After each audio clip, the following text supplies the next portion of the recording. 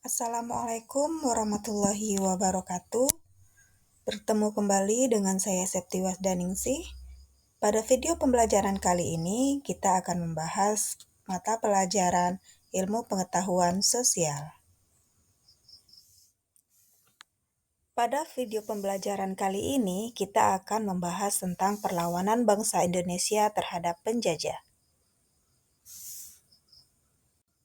Tujuan pembelajaran kali ini yaitu 1. Mengetahui bentuk-bentuk perlawanan rakyat Indonesia terhadap penjajah. 2.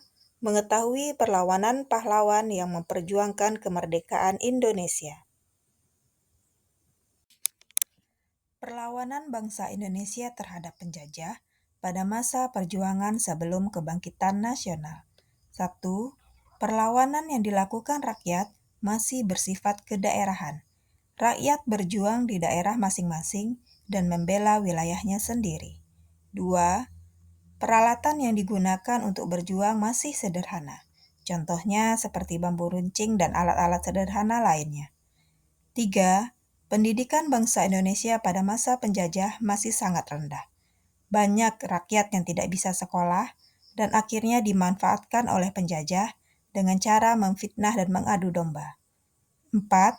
Pemimpin perjuangan masih sedikit karena harus dipilih dari kalangan raja, bangsawan, atau penjabat pemimpin daerahnya.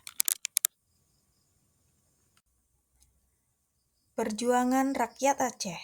Perang Aceh merupakan bentuk perlawanan rakyat Aceh dengan melakukan perang gerilya, di mana pada perang gerilya rakyat Aceh bersembunyi di hutan-hutan agar tidak mudah ditangkap oleh penjajah. Perang ini terjadi pada tahun 1873 sampai 1904. Latar belakang perang ini karena penjajah ingin menguasai Aceh yang kaya akan rempah-rempah. Adapun panglima perangnya yaitu Teuku Cikditiro, Panglima Polim, Teuku Umar, dan Cuk Nyadin. Perjuangan rakyat Sumatera Utara. Perang Batak merupakan perlawanan rakyat Tapanuli terhadap penjajah. Perang ini terjadi pada tahun 1878 sampai 1907. Latar belakang perang ini terjadi karena penjajah ingin menguasai Sumatera Utara dan menyebarkan agama Kristen. Perang ini dipimpin oleh Panglima Perang Sisinga Maharaja ke-12. Perjuangan rakyat Sumatera Barat. Perang Padri terjadi pada tahun 1803 sampai 1838. Latar belakang perang ini yaitu Belanda ingin menguasai wilayah Sumatera Barat dengan cara mengadu domba kaum adat dan kaum Padri. Pada saat itu, kebiasaan kaum adat bertentangan dengan kaum Padri, yang dimana kaum Padri terdiri dari alim ulama. Situasi ini yang dimanfaatkan oleh Belanda untuk mengadu domba kaum adat dan kaum Padri. Perang ini dipimpin oleh Tuanku Imam Bonjol. Perjuangan rakyat Kalimantan Selatan. Perang Banjar terjadi pada tahun 1859 sampai 1905. Latar belakang terjadi perang ini adalah 1. Monopoli perdagangan Belanda di Kalimantan yang merugikan pedagang pribumi. 2. Intervensi Belanda yang ikut campur dalam urusan keluarga kerajaan. 3. Keinginan Belanda menguasai Kalimantan yang kaya akan hasil tambang. Perang ini dipimpin oleh Pangeran Antasari. Perjuangan rakyat Jawa. Perang Diponegoro terjadi pada tahun 1825 sampai 1830. Latar belakang terjadinya perang ini karena Belanda ingin menguasai wilayah Pulau Jawa dengan memasang patok di makam leluhur Pangeran Diponegoro.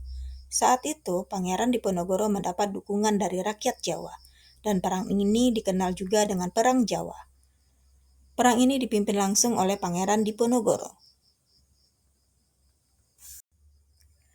Perjuangan rakyat Bali. Perang Puputan Jagaraga terjadi pada tahun 1848 sampai 1849.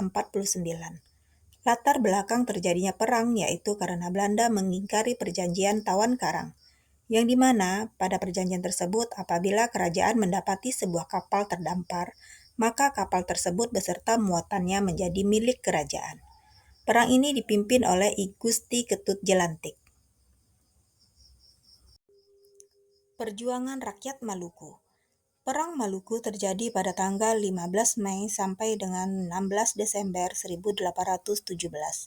Latar belakang terjadinya perang yaitu rakyat Maluku menolak dipaksa kerja rodi dan dipaksa menjadi pasukan Belanda di Pulau Jawa.